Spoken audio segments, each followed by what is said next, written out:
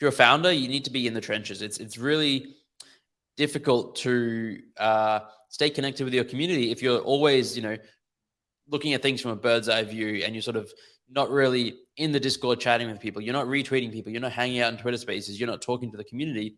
I know that we're all crazy busy and there's a million things going on, but make sure you can take as much time as you can to actually be a community member yourself, because if you're not, then you're going to miss so much stuff. So you're listening to the Web3 Creators Podcast, where we speak to the brightest minds and builders in crypto, DeFi, NFTs, and the metaverse. Our goal is to give you the absolute best tools for building a thriving business in the Web3 space. Now, here's your host, Hernan Arber. Let's start creating. Creators, welcome back to a new episode of the Web3 Creators Podcast. I have with me, nonetheless, that the sensei of the Zen Academy, the master himself, Zeneca. How are you, my friend? I'm very well. How are you? I'm great, Roy. Such an honor to have you here in the podcast, and we were meeting like on a live meeting for the first time. So I've been following your content for a long time. I have my Zen chest close to my chest, as you'd say.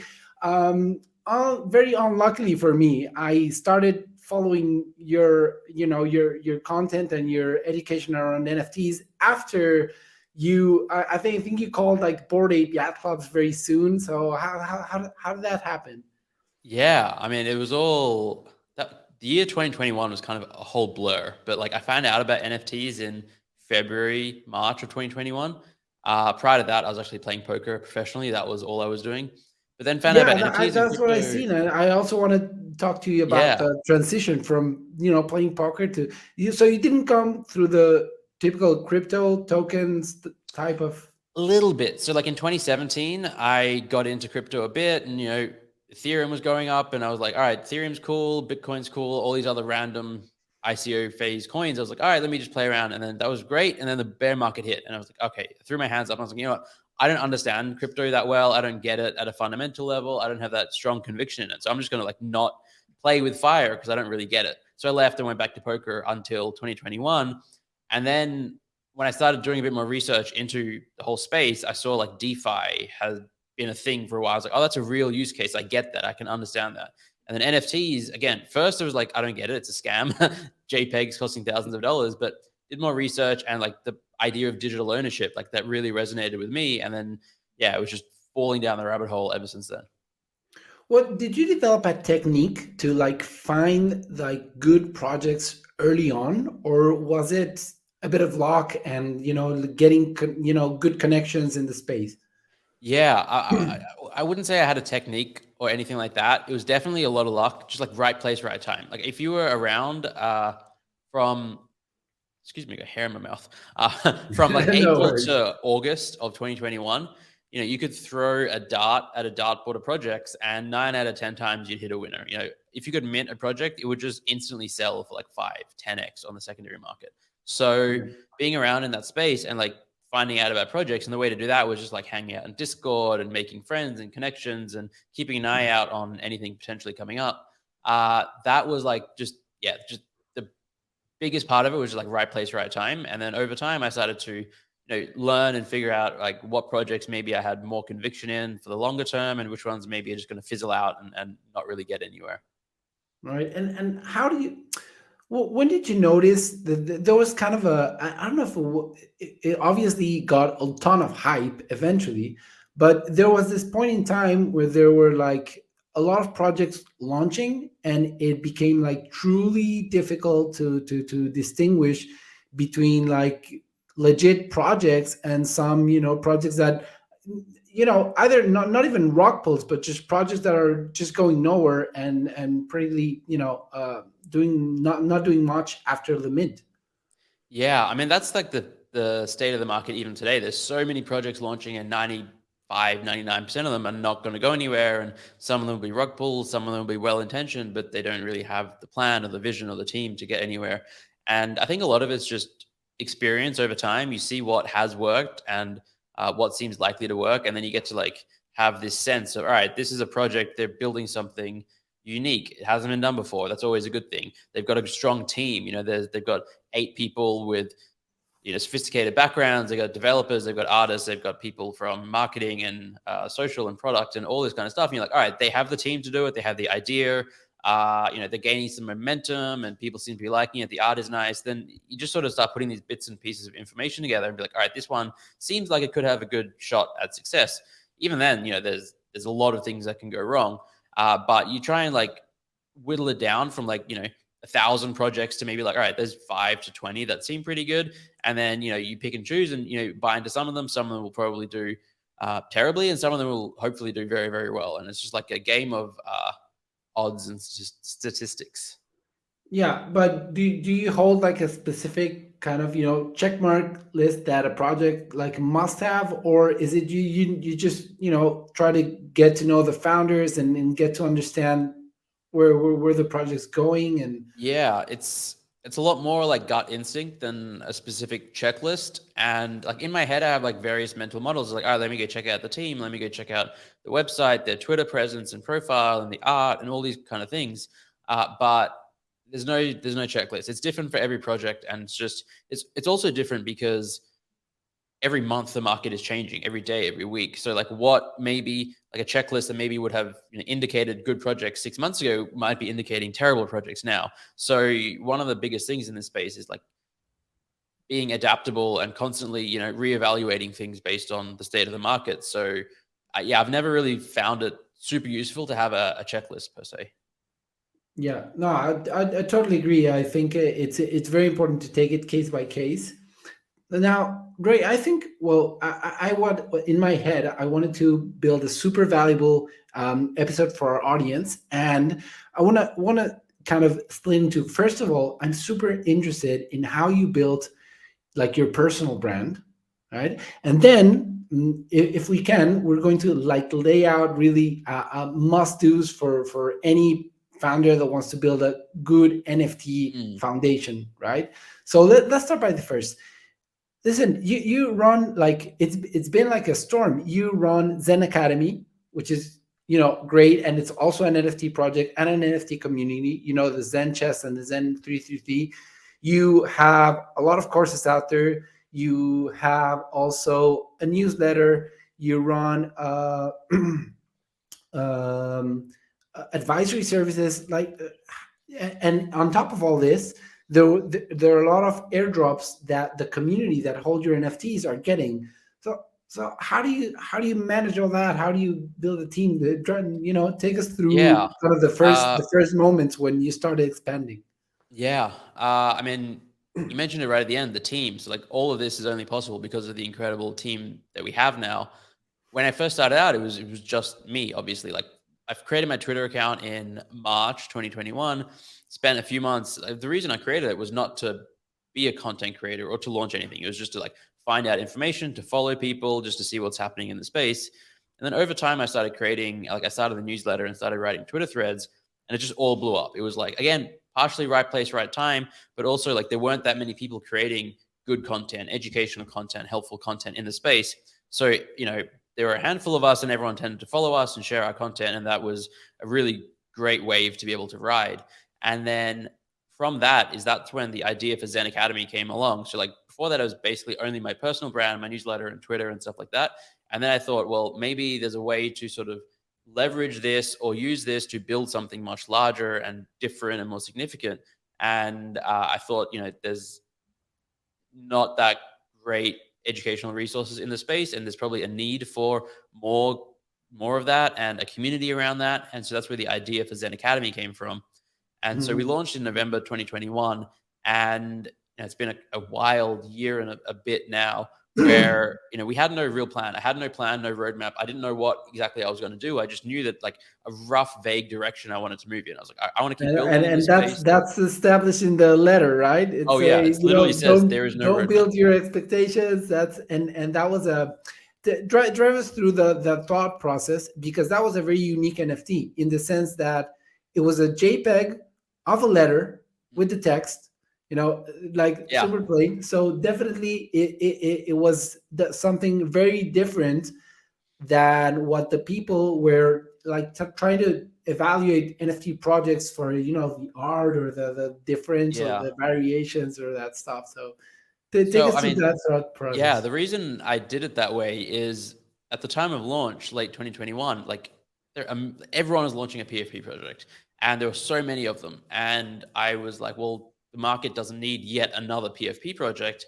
And the whole point of this NFT is not for people to, speculate on rarity or gamble on getting, a one of one or any of that. It's really just the utility and membership of being part of this community and seeing where that journey takes us. So I literally created the NFT in Canva. Just like I went in myself and was like, hey, let me just type some stuff and put it together. And that's where we started from. And, it was very low expectations, no expectations. And that's been the way all the way through. It's like we have very low expectations because we want to be able to adjust and pivot and not promise something and then realize 3 months into creating it, oh, that's a terrible thing. We should hopefully be able to do something else, but then we promised it to the community, so we have to do it. So we generally stay clear of too many promises or anything like that. And so, yeah, we started out really slow. And over the course of the last 14 months, the team went from, it was basically me plus a bunch of volunteer moderators in the Discord before we launched. And they turned into like, part-time moderators, community managers, events manager, collab manager. Now we have Emily came on board to help with marketing community. We have an operations person. We have a CTO, and it's just slowly built up over time as we have like more ideas of what like maybe we can do and courses to create. And, it's led into us now eventually releasing a PFP, but it was all this real slow, methodical build up that, Is your yeah. CTO the one that was doing, for example, the smart contract for the mint originally, or is it something that, or you were doing those contracts personally, and then it evolved into, okay, now I need someone to handle all the websites and the front ends and the different. Yeah. So I mean, the original Mint website, I was incredibly fortunate. Basically, I had started advising and consulting for projects, a few months prior to that, and my very first ever consulting client, they were Ben and the two co-founders of Curious Addies Trading Club, a project that launched literally a day after we launched, actually, and they were respectively a back end and front end developer. So they actually hadn't done much with Solidity before, but they were like fascinated with crypto. And so they were like teaching themselves, self-teaching. And I was going to go with, a third party development house, and they were going to charge a lot of money and take percentages. And Ben and Maya were just like, hey, what you're doing is so simple, just a single token, a single website. We can just make it for you. We can help you out. And I was, blown away. And so they basically, we worked together, and in a way I was like the guinea pig for them, and we helped them test and went back and forth. And they ended up launching our like Zen Academy and then their project in back-to-back days. And yeah, so that's how it started there. And then eventually, yes, realized, as we built out like the website and there were just more technical things going on, more collections, we were like, all right, we need someone on the team who understands this. Because they were like, they're still really amazing friends and we work together closely, but they have their own project and all their other stuff. I'm like, we need someone, and no one else on the team really understood the tech. And so that's where we brought in. You need a bot to run through the script of all the holders to airdrop them Exactly. the NFT and make it cost efficient, and Yes. it's like it's a That's a whole great thing. And example. you were doing the ZenMask thing like on a daily basis for a while, right? Yeah. So, I mean, I was doing that all myself in December 2021, where, I mean, not all myself, but like I would just like reach out to friends who are developers and like had several people like, all right, maybe use this piece and this person can help you like take the snapshot and say, and so I was just like piecemealing it together, and it was not very efficient. And so I can't even remember when it was, maybe 6 months ago, through the course of last year, basically came to that eventual realization that, yes, all right, now we absolutely need someone in to manage the entire technology side. So we brought in Momo, who is the founder of the Lizard Lab project. He's been a member of Zen Academy and the 333 Club since basically day one. So knew him quite well already. And he's not exactly a developer himself. He doesn't code the smart contracts, but he knows everything tech related. So he's like the person that organizes all the moving pieces. And so like if we use a no code solution for the smart contract, which is actually Taymint, which is created by Ben and Mike from Curious Addies. So it's all very much still remaining in the family. But he does that. He does all the airdrops and the snapshots, and make sure that we have people who are creating the front end website know what they're doing, and just organizes anything tech related. So that was an important hire for us, and yeah.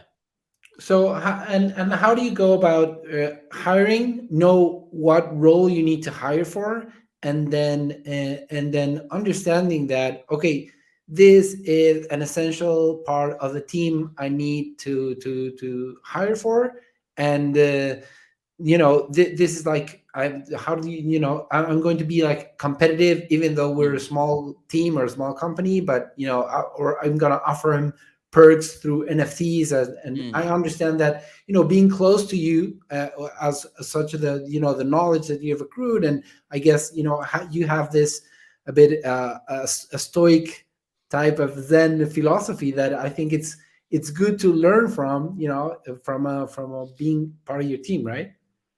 Yeah, I mean, the whole hiring philosophy is, I feel like either it's really crazy terrible the way that I approach things, or it's like really genius, and I don't know which side it falls into. Seems to be Basically, working, so it seems to be working. Yeah, that's the thing. I no, I've never looked at like a resume or a CV. I've never actually gone out and like posted a job, been like, we need a CTO. Let's get 100 applications and go find the very best one. Every single person has been hired from within the community, from within Zen Academy, from within 333, people that I know we have a relationship with. And basically that ensures that they already understand the community. They get Web3 and crypto and NFTs. They share similar values. So they're way more likely to get along with the rest of the team. And, they're a little more, just the soft skills basically are better. Like they're friendly, and they're forgiving, and they're calm, and they're collected, and they're not, I didn't want to like put a bunch of people together that maybe there would be conflict or wouldn't work well together. And like literally everyone on the team is just, they're amazing humans first, and yeah. they can, do things in their respective domains very, very well. And if they can't, they can learn really, really well. And, we probably, haven't ever hired like the single best person, like the best developer in the world, or the best artist, or the best community manager, or the best events manager, or the best, there's probably people out there who have like more rigid structures and systems, and like they could work like more efficiently. 1 hour of their time has more output and all that kind of stuff. But everyone that we've hired is just such an excellent person and does their roles really, really well, and learns. And, we learn together, and it's like, I'm learning all the time as well. So I think, we're moving probably at a lot slower pace than a lot of other projects, but it's a relatively stress-free environment almost all the time. And I love the team, and it's going great. And then on your last point about like compensation and how do you sort of like find the people that, and make it sort of appealing to them, that's an interesting one, because, compared to a lot of other projects, we have no VC funding. Our last real significant capital injection was in 2021.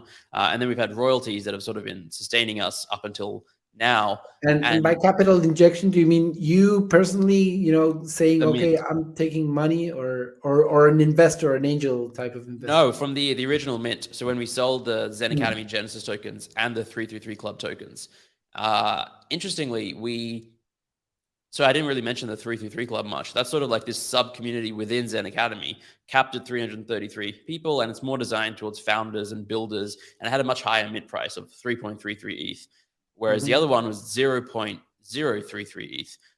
So we raised a lot more capital from the 333 Club, but a lot of that has been used to support Zen Academy as a whole. And then ongoing, a lot of the revenue we get now is from Zen Academy that we're also using to support the 333 Club. So it's like this symbiotic relationship. From the commissions from the volume traded? Yeah, that's the biggest source of revenue at the moment, but we're very actively like pivoting, because I don't expect that to be a sustainable model for too much longer. And so because of the royalties thing with the marketplaces, or because you just don't see that can scale as a just a leave it and forget it thing?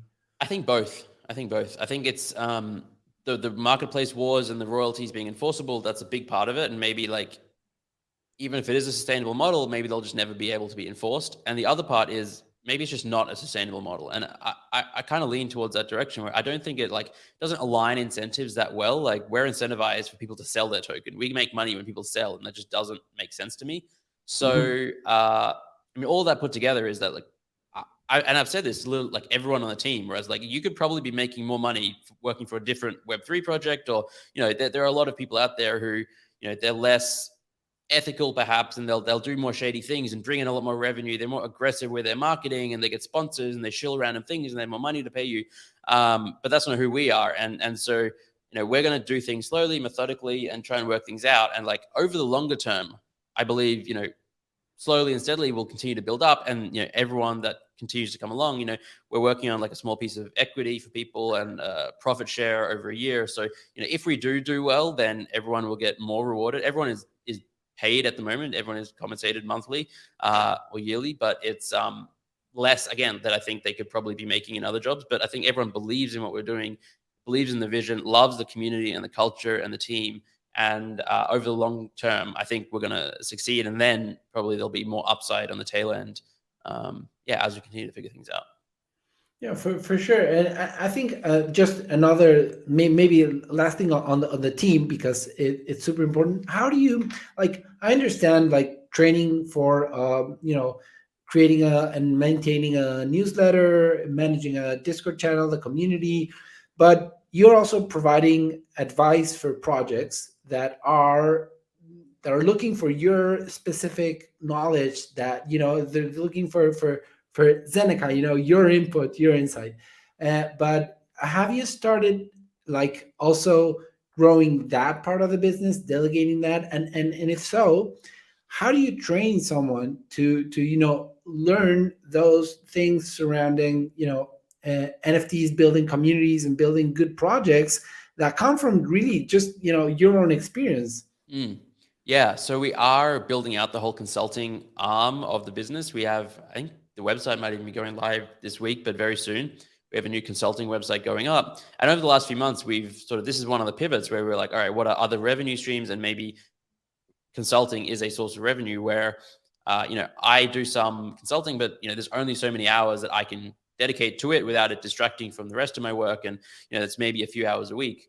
But there are other team members who want to and can consult with their own level, like experience and expertise. And then we want to bring community members in eventually, who have, various levels of experience. And to begin with, it's not so much me training people to sort of consult in the way that I do or share my knowledge. It's finding people who they themselves have experience and knowledge that they can impart. For instance, Emily, who is our head of marketing and community, she's done marketing for Nike and some of the biggest brands, and she worked for 1 Second Every Day, this massive mobile app, as their head of marketing, and she's been in the NFT space for a while. So she has a lot of marketing experience, and she's like 100% way better than me in marketing. I knew nothing about marketing before she came on board.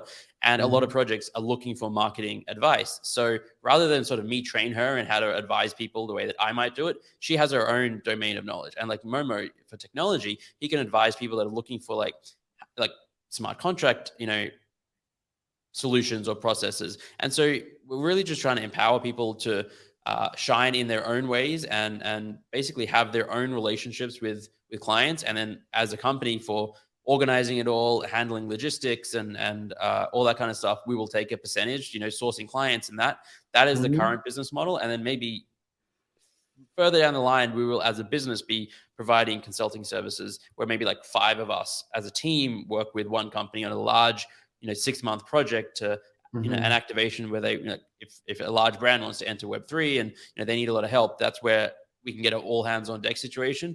But that's a little further down the line. What do you think about that specific trend of brands coming into NFTs? I mean, we see it with Starbucks, Nike. I do think it's a super like untapped market still, but at the same time, we've seen some a bit of flops, maybe with the Porsche mint, and we've also seen big brands doing this wrong. Yeah. So how first of all, do you think that's a net positive for the NFT space? And then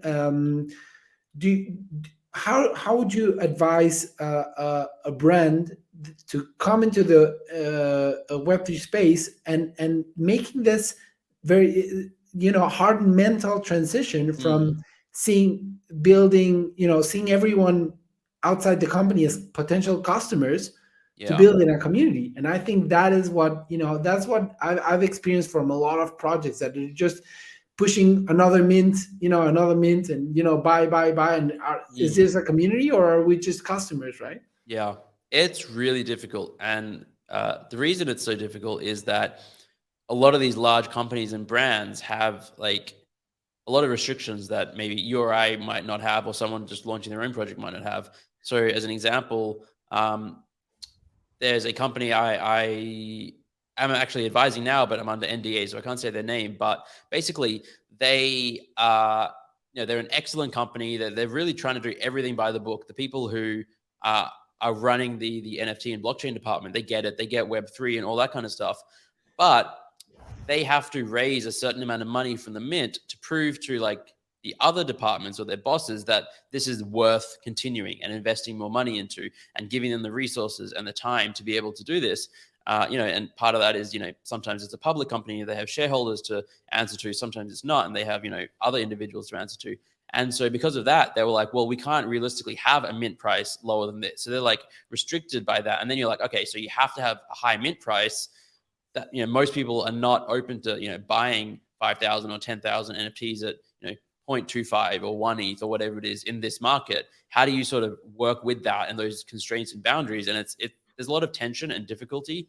And I think that's why we often see brands come in with like kind of seems like a tone deaf approach where even Porsche was like so many NFTs, such a high mint price, and they did a great job of pivoting.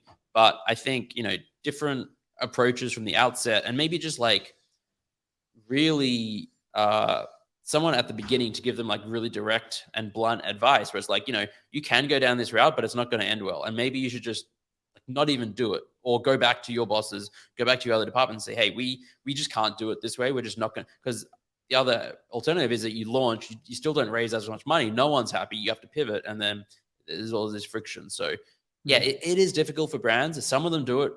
They're all different as well. Like, some of them do it really excellently. Some of them do it less so because they have to raise certain amounts of money. I think what Starbucks is doing is great. Reddit, what they're doing is great. So there are definitely some big brands doing great things. I thought what Tiffany did was great as well. Like a super small collection at a super high price. It was very on brand for them with the CryptoPunk pendants. I think it was like 25 or 30 ETH each. And they were, Really? yeah. Maybe that's why it was off my radar. Yeah, exactly. It was, they were catering to a super small niche part of the market, but that is Tiffany. They don't like Tiffany doesn't need, they're not mass producing and selling like 10,000 of things for $10. They want to sell a very limited amount for like a very high price, and they did, and yeah. Yeah, it's super on brand. Creators, just a quick break from our episode to do a shameless plug of the Web3 Creator Dojo. I'm building a community of Web3 founders and builders. So if you're one of them or you want to become one of them, enroll for free. There's also an option to take the Web3 Business Creator course, which is really great as a resource. And I'm doing a special promotion, which is Biddle in the Bear. Only a few spots left for that promo, but it's 80% discount. So you might want to make use of that. So go check it out and continue enjoying your episode. And let's try to give some value, Roy, to some NFT projects, and I know a lot of them that were building a community, did their mint, saw some level of success, so they have some funds like to build. It's not an endless runway. Let's say, they can run for another 6 months to a year, but the community it's a bit staled, and with the market conditions, it's hard to now get noticed, because the barrier of the entry barrier for NFTs is so low. Just get an art mint and build. So how can they stay relevant so that those NFTs that are now on the blockchain and they're forever, how do they what would you advise them to kind of try to bring up some activity, kind of revive the energy on the project? Yeah. What can they do?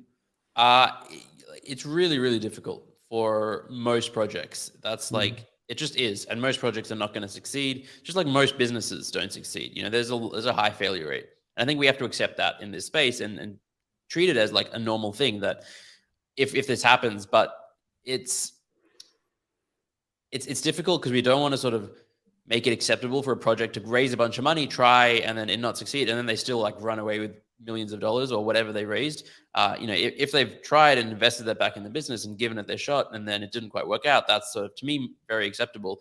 And so, like, let's say you're in a position where you did raise a bunch of money, you've got some runway, but not unlimited, and you're struggling with attention. I think you really need to like think about what revenue models you can create that might reward your community and excite your community. And it's not an easy problem to answer, especially if you're like quote unquote just a PFP project and you just launched PFPs without no real product or plan. But maybe that's where the pivoting comes into play.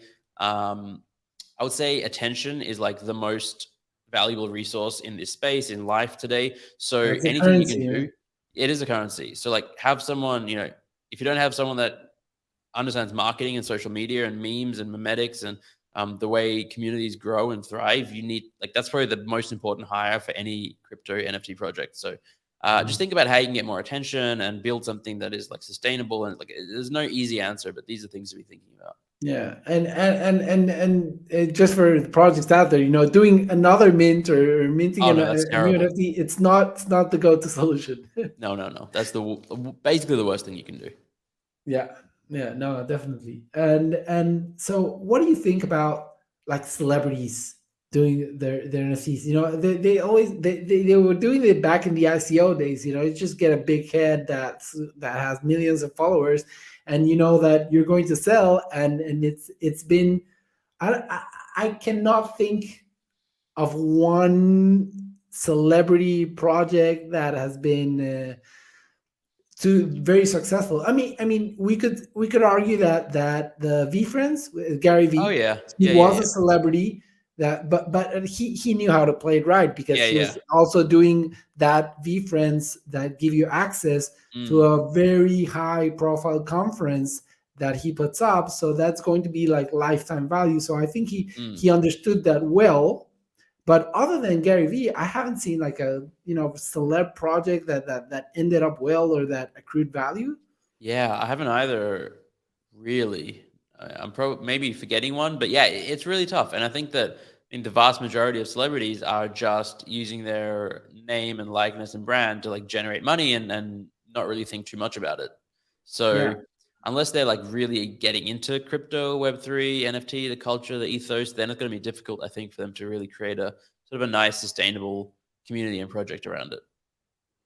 And what can we do as a community to try to educate people or to, if they're coming through to the NFT space through a following like a celebrity, let's say like Logan Paul. Like I'm assuming that most of the people that minted his project that turned out very bad, Yeah. uh, were not, maybe were following him and believed him, and that's why they got their wallet and got some ETH and said, okay, let's do this NFT thing, I guess.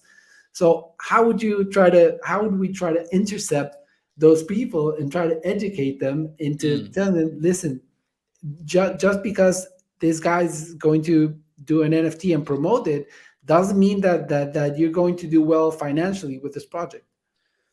Yeah, I mean, I think that's almost an impossible task, like to just try and intercept them and get that message across. I think it'll basically just not be possible. There's because they'll be like following him directly. He'll say something and they'll be like rushing to do something, and then by then it's already probably too late.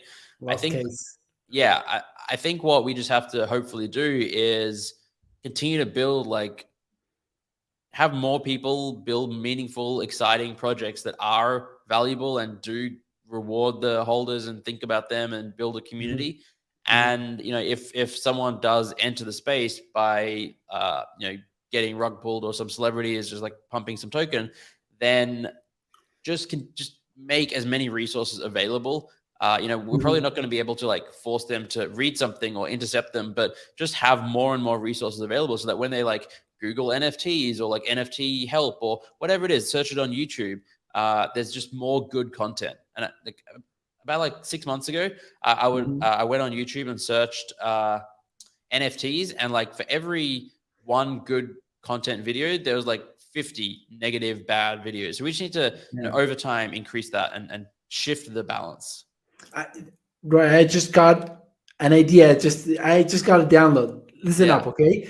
For every to every wallet or address that mints a project that rugs, or for every rug pull out there that we identify as a rug pull, okay, we airdrop them access to a token gated community of the rug pulls or the second chance, and you think of a name, and then you build a community out of people that got rugged in the NFT space, but you want to now bring them in and keep them in the NFT community and kind of build a second chance not community a bad out idea. of that. Yeah. I actually, something like this existed with like meme coins way back in 2021, where someone created a way to find out who minted or bought meme coins that were rugged, and then they sent them all this new token, and then a small community started forming around that. I think with NFTs, it's a even more impactful way to do it. It might have already been done, but I think it hasn't been done well or like properly executed on. And I think it's, there's definitely something to it. Well, let's do it. I have I have a ton of projects that I've rocked. I remember I just bought, I think it was the Invisible Man, and I bought it through a recommendation of a friend that I really trust in the space. But he said, "Oh, this art looks cool." He didn't even say, this project is going to the moon. He just said, "Kind of like this project." So I went in, and then it was a complete rug. They just disappeared after. Oh damn! Yeah, there's so many instances of that.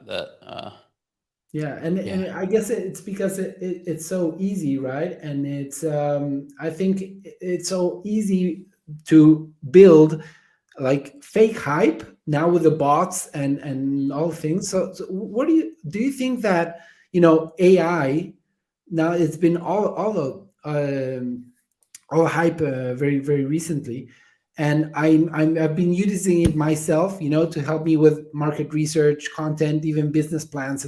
It's a great tool, but it can also be used to entice people in. You're probably you think you're chatting with a real person that's going to recommend your project at the end, and they can know exactly when is the good point in the conversation to send you to the project. And it can also be like a mega scamming tool on steroids, right? And it will be. It's a double-edged sword. It's technology that is extremely powerful, and some people will use it for good, and some people will use it for bad. And it's just going to add steroids and add fuel to the fire and amplify everything. So on the one hand, it will definitely increase the quantity of scams and how believable they are. But on the other hand, I think it'll create like scam detection things and ways that we can maybe prevent scams and it's really a double-edged sword. Yeah. And what do you think about how can we improve the tools that we have to manage communities? Because on the one hand, like NFTs are decentralized, they're on the blockchain. Once you have it, if you're the owner of the wallet, you're the owner of the NFT. We get that. That's that's good. That's a given. That's secured by the blockchain. But your community, on the otherwise, if it's on Discord, we've seen so many projects, having their Discord compromised, and then having a fake announcement about a mint that just wipes those people's wallets off, and it's been terrible, right? So how do you think we can start building those more secure tools for community management? Yeah, I think it's.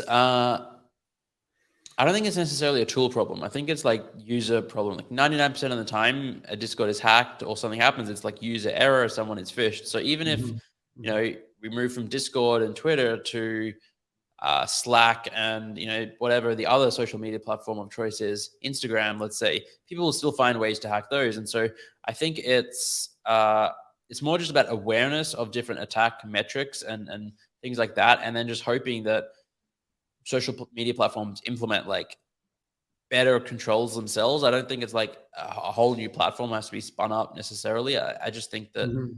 uh, yeah, like we have two-factor authorization. Maybe we need three-factor authorization as an option or something like that. Yeah. Yeah, no, it is something to work on, definitely. Ray, let's change the tone. What are you most excited about on the within the space, looking to NFTs and metaverse and gaming, and what things are you looking at?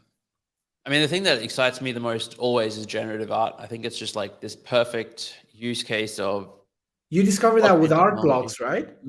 Yeah, I've been a big fan for God, almost 2 years now. Since I very early into my journey, I found art blocks, and uh, yeah, that is constantly exciting me. And I think it's one of the most fascinating areas of NFTs. And then the Mhm. other thing is AI. It's just all the rage these days. But just AI is like, whether it's related to NFTs or completely unrelated to crypto. I just think it is mind blowing what it is happening in the AI space, and I think making sure to pay attention to it is supremely important. And I've been using like Mid Journey for all my like Substack posts and the content. It just Yeah, creates awesome images, that so good. it's super compelling. Yeah, And I imagine that a lot of NFT projects are going to leverage AI to say, make me 10,000 images on, like fine tune it and then just yeah, make 10,000 with this variations, this properties out of it. And then the AI yep. is going to, and is it going to replace what designers, copywriters, web designers, It's the going to whole replace a thing? lot of them. Yeah, but I think some will be able to, like back in the I don't know, like a decade ago when AI was getting better and better, there were a lot of like AI chess programs coming out, and like there was a point Mhm. where no one could beat when AI couldn't beat anyone, and then eventually AI was able to beat humans. Yeah, I think And it was Blue Mine, right? A bit Kasparov. I think that was a yes, moment where Deep the Blue. world went, oh shit. Yeah, exactly. That was a big moment. And then, after that, AI was always basically able to beat humans, and then it got better and better. It didn't have to be this massive machine. It became smaller and smaller and faster. And but what happened was, while AI could beat any human, if a human used AI, they would be able to beat the AI. So it's like human plus AI beats just AI. And so I think that's what we're going to see happen with copywriters and designers and artists. It's like, all right, so yes, anyone can basically now type some text and create some beautiful art, but maybe that art then is like the canvas that an artist then goes and adds on top of and moves some pieces around because they have the eye and they understand how colors work and dimensions and all that kind of stuff. So sure, like the average level of art and graphic design and stuff that can be created and copywriting, it will go up tremendously. Like the average person, maybe who isn't even good at writing, can create really excellent or really good work. But to get from good to excellent and to get into the top percentage, you will still need those experts who understand prose and all of that. I think like maybe in 10 years, it'll just be so excellent that no human will be able to compete. But that's where we are today, at least, I Yeah, think. I think I agree that the optimistic outlook is that instead of replacing us, it just enhances, empowers our Yeah. work, and the people that know how to leverage are not going to be replaced. I think it was a great tweet or quote. I don't know who where I read on Twitter. I don't know by who, but it was you will not be replaced by an AI. You will be replaced by a human using AI. Yes, yes, yes. I saw that as well. It's brilliant. It's exactly correct. Yeah, definitely.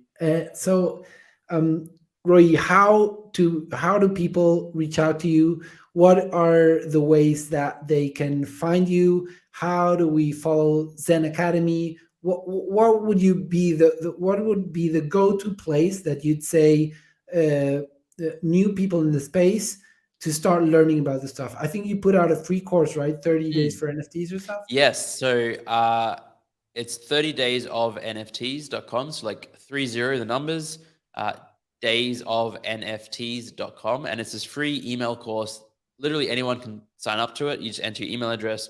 And every day for the next 30 days, you get emailed like a 3-minute read on what is a blockchain, what is an NFT, what is a wallet, what is gas, how you fund it, security, all that kind of stuff, just the bare basics. And so I always recommend that to people who are starting out. And we all have people who are starting out in our lives, whether it's, a coworker comes to us, or a parent or a sibling, or, someone is like, hey, you're into crypto and NFTs. I'm curious, how do I get started? And like now I think either you spend hours and hours with them, which maybe you do anyway, but like directing them to this 30 days of NFTs is a great way to get them up to speed. And we're working on 30 days of crypto and 30 days of generative art, and like that model we're going to replicate, because I think it's a really good one. But again, that's free, right? The Free, it's all free. So yeah. Well, what's the idea behind it? Just to helping out? Basically, yeah. I mean, it helps if people get onboarded, then it's a win for everyone. Win-win. And we within the course, there's occasionally links to our content, or we tell people to come into the Discord, and so it just increases the whole Zen Academy ecosystem. If people learn by taking that course, then they'll remember us and maybe have a good relationship, and maybe they, if we do things in the future, it's just brand awareness more than anything else for us. That's the whole goal is just to, for like 99% of our content, it's all free. We put it all out there because we want to just help as many people as possible. So 30 days of NFTs.com. Yeah, and I do think that if someone comes through to the NFT space and learns to you, they will they forever look up to you for like a trusted source. So I think that's super valuable. It's like this intangible value that that's, as you mentioned, it's like a win-win. Give us a scoop. Tell us that's coming next for the Zen Academy, for the Zen Chest. Let us know. Yeah. So I think in like 5 hours, if all goes to plan, 7 hours, if all goes to plan, we're dropping student IDs. So they should be out by the time this is released. These are free NFTs that literally anyone can come and mint and claim. Just go to zenacademy.com and you'll find directions on there. And these are meant as a way for anyone that wants to join the community and like have an They're NFT. Unlimited or what? Unlimited in supply. They're soul bound, which basically means that they can't be sold or transferred from your wallet to another wallet. So it's like we're removing all the speculation from it. There's no so they're possible way. NTTs, right? Like non-transferable tokens. Yeah, basically, yeah. They are still non-fungible because each token is unique. You'll get your own student number on there, and it's like there's dynamic elements. And we're going to be in the future allowing people to like activate them, upgrade them. You'll be able to earn badges that will show on there. And then when our PFP does come out in the next few months, you'll be able to show that in your student ID if you want. And so, yeah, student IDs, I'm super excited about. I think people are going to enjoy them. The art is really cool. So recommend everyone goes and mints one of those. It costs like a couple of dollars in gas, if that. Awesome. Reed, this has been such an amazing meeting with you. Give us 3 killer topics or go-tos, right? Like super important strategies that you would tell a founder of even NFT or crypto, anything Web3, that they should take in mind or take into consideration to build a successful project in the space. All right. So attention is everything. So marketing is everything, and figure out how to get eyeballs on your project. Prioritize marketing day 1, day 0. Hire someone who understands marketing and social media and all of that well before you want to launch anything, because that is really, really important.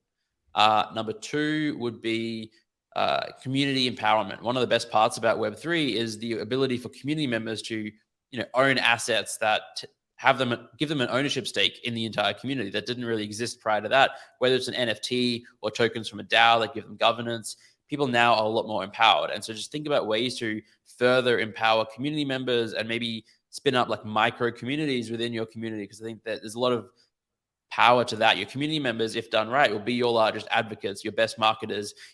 I can make 1,000 tweets about how great I think Zen Academy is and what we're doing. If one community member goes and makes a thread about it, that's worth more than my 1,000. So like you want to just make your community members love what you're doing and empower them with tools and resources. And you've been super outgoing about, following your own community members, retweeting them. And I think that's something very, I like it. I personally am very, very, very, I appreciate that. Right. Because I know there's a bit of clout and people that get a huge following. They don't want to, just retweet anyone or give give their own, even their own community, a follow for everyone. So. Yeah, no, I mean, absolutely engage with your community and be in the trenches. I guess this is the third point I will say is, if you're a founder, you need to be in the trenches. It's really difficult to stay connected with your community if you're always, looking at things from a bird's eye view, and you're sort of not really in the Discord chatting with people. You're not retweeting people. You're not hanging out in Twitter Spaces. You're not talking to the community. I know that we're all crazy busy and there's a million things going on, but make sure you can take as much time as you can to actually be a community member yourself, because if you're not, then you're going to miss so much stuff. So yeah. I think I think it's the first time we get that but it's so foundational, right? If you're building a community, be a community member yourself. This is like, we should tweet about it. That's a tweet. Idea. Yeah, maybe I'll go tweet that after. Yeah. Or when this comes out, you can clip it. I will retweet it for sure. Roy, this has been amazing. I want to thank you so much. I appreciate you for coming on, for meeting me, for being such a guiding light in this space. I think I don't speak just for myself, but I think it's a true honor to have you on and also to be connected with you. Well, thank you so much. This has been so much fun, and I really appreciate being here. And yeah, thanks for having me. Thanks, Rory. All right, Seneca, everyone. All right, I think that's a wrap. Thank you. Please keep in mind that none of what's said in this podcast should be considered financial advice. You are strongly recommended to do your own research and do not take anything we say in this podcast as a recommendation to buy or sell any assets whatsoever. Thank you for listening to this episode of the Web3 Creators Podcast. Make sure you follow us on YouTube, Apple, Spotify, and all of your favorite platforms. And if you're serious about building your own Web3 business, head over to web3creatordojo.com and check out our courses. That's web3creatordojo.com. See you soon, creators.